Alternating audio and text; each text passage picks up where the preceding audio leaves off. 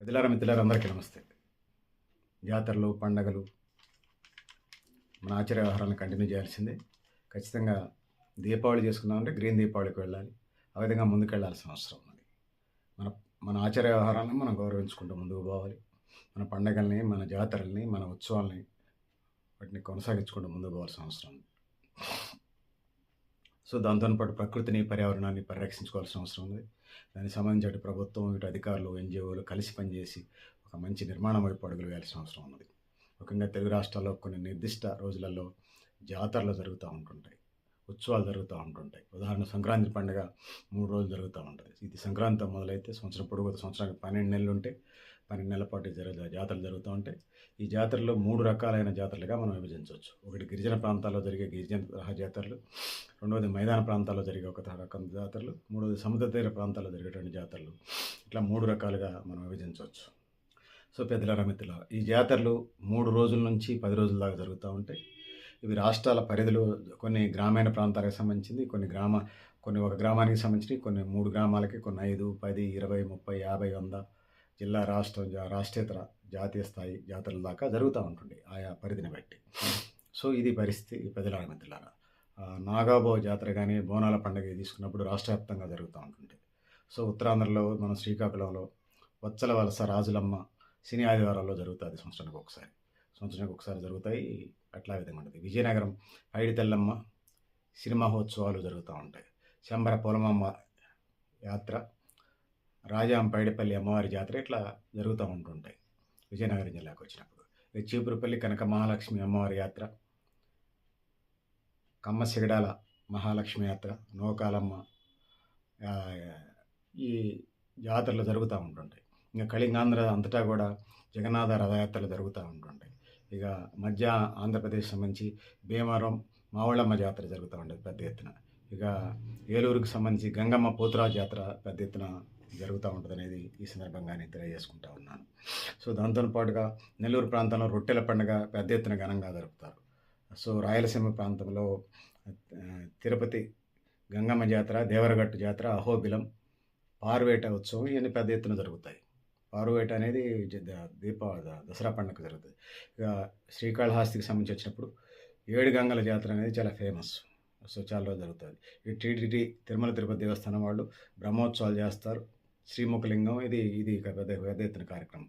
ప్రపంచవ్యాప్తంగా భక్తులు వస్తారు. ఇక రామతీర్థం, సింహాచలం, విజయవాడ కనకదుర్గమ్మ వీటికి సంబంధించి నిరంతరం కార్యక్రమాలు జరుగుతూనే ఉంటాయి. ఈ గుణదల మేరీమాత ఉత్సవాలు, క్రిస్టియన్ ఉత్సవాలు, కోటప్పకొండ ప్రబల తిరునాళ్ళు కూడా ఇవి కూడా చాలా ఫేమస్ తెలుగు రాష్ట్రాల్లో. లేపాక్షి ఉత్సవం, అంతర్వేది, లక్ష్మీనరసింహస్వామి ఉత్సవాలు ఇవి కూడా పెద్ద ఎత్తున జరుగుతూ ఉంటుంటాయి. ఇవి కాకుండా ప్రతి సంవత్సరం ఒకరోజు జరిగే ఉత్సవాలు ఉంటాయి, 2 రోజులు ఉంటాయి, 3 రోజుల జాతరలు ఉంటాయి, 4 రోజులు ఉంటాయి, 5 రోజులు ఉంటాయి, వారం రోజులు ఉంటాయి, 10 రోజులు ఉంటాయి. ఇట్లా జరుగుతూ ఉంటుంటాయి. ఇక తర్వాత అంతర్వేది లక్ష్మీనరసింహస్వామి తిరునాళ్ళు ఉంటాయి. ఈ వినాయక చవితి నవరాత్రులు, దసరా నవరాత్రులు, శ్రీరామనవమి పండుగ 2-3 రోజులు చేస్తారు, ఉగాది పండుగ 2-3 రోజులు, బతుకమ్మ పండుగ 9 నుంచి 11 రోజులు చేస్తారు. తెలంగాణ ప్రాంతంలో బతుకమ్మ పండుగ పెద్ద ఎత్తున చేస్తారు. ఈ ఉత్తరాంధ్ర గ్రామాలకు సంబంధించి వచ్చినప్పుడు గ్రామాల్లో వెలిసి ఉన్న గ్రామ దేవతల పండుగలు ఇవి అదనంగా జరుగుతూ ఉంటున్నాయి. ప్రతి సంవత్సరం క్రమం తప్పకుండా జరుపుకునే పండుగలు ఇవి, జాతరలు, లోకల్ జాతరలు. 2 వారాల పాటు ఈ గ్రామ దేవతల ఉత్సవాలు జరుగుతూ ఉంటాయి. ఒక వారం ఊర్లోకి గ్రామ దేవతను తీసుకొస్తారు.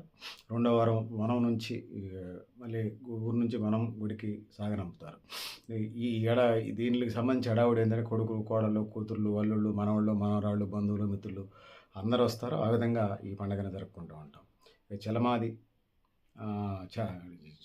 మనం ఇట్లా చెప్పుకుంటూ పోయేటప్పుడు వీటిల్లో ఈ జాతరలు, ఉత్సవాలకు సంబంధించి పెద్ద ఎత్తున జరుపుకుంటూ ఉంటారు. గారెలు, బూరెలు, అరిసెలు, పిండంట్లు, అప్పులు ఇవన్నీ వండుకుంటారు. దాంతోపాటు గొర్రెపెడేళ్ళు, మేకలు, కోళ్ళు ఇవన్నీ కోసుకుంటుంటారు. ఇది ఒక జాతరలాగా జరుగుతూ ఉంటుంది.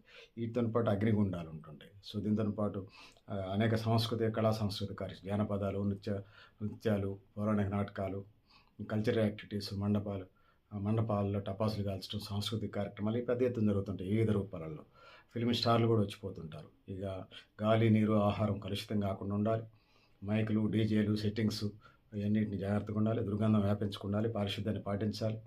ఉత్సవాల్లో భూతాపం, పర్యావరణం కాలుష్యం లేకుండా చూడాలి. ప్లాస్టిక్ నిషేధించాలి. కలుషితం కానిటువంటి ఆహారం, నీళ్ళు జాగ్రత్తగా చూసుకోవాలి. ఆ విధంగా ముందుకు పోవాల్సిన అవసరం ఉంది. అధికార యంత్రాంగం, ఎన్‌జీఓలు ఒక ప్రణాళికాబద్ధంగా అధికారులు, దేవాలయాలకి, ఆ ఉత్సవాలకు సంబంధించిన నిర్వాహక కమిటీలు ఒక నిర్మాణబద్ధంగా ముందుకెళ్లాల్సిన అవసరం ఉంది. ఆ విధంగా ముందుకు పోవాలని తెలియజేసుకుంటూ, సో వీటితోని పాటు ముత్యాలమ్మ, పోలేరమ్మ, అంకాలమ్మ, మైసమ్మ అదేవిధంగా ప్రతి సంవత్సరం ముత్యాలమ్మని పెట్టుకుంటారు. ఇంటింటికి పెట్టుకుంటారు. దాని తర్వాత బియ్యం రాగానే కొత్త ఒడ్లు రాగానే బియ్యం పట్టించి ఫస్ట్ బియ్యం సమీపంలో ఉన్న దేవునికి అందజేసి ఇచ్చుకుంటారు. ఈ విధంగా ప్రతి సంవత్సరం వివిధ నమ్మకాలు, విశ్వాసాలు ఆయా కుటుంబాలకు ఉంటాయి. మన ఆచార వ్యవహారాలను కంటిన్యూ చేయాలి.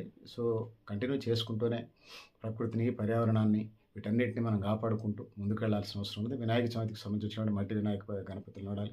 దీపావళికి సంబంధించి వచ్చినప్పుడు గ్రీన్ దీపావళి జరుపుకోవాలి. ఆ విధంగా ప్రకృతిని, పర్యావరణాన్ని పరిరక్షించి ముందుకెళ్ళాలి. ఇవాళ ప్రతిదీ వ్యాపారమైనటువంటి నేపథ్యంలో సో ప్రకృతిని, పర్యావరణాన్ని పరిరక్షించే కార్యక్రమాలు మనం చేసుకుంటూ ముందుకు వెళ్ళాలని తెలియజేసుకుంటూ, సో పెద్దలారా, మిత్రులారా మీరు కూడా మీ అభిప్రాయం కామెంట్ బాక్స్‌లో రాయని తెలియజేస్తూ, నేను గరిడేపల్లి సత్యనారాయణ, న్యూ లక్ష్య ఆర్గనైజేషన్. థ్యాంక్ యూ అని ఉండాలి పెద్దలారా, మిత్రులారా.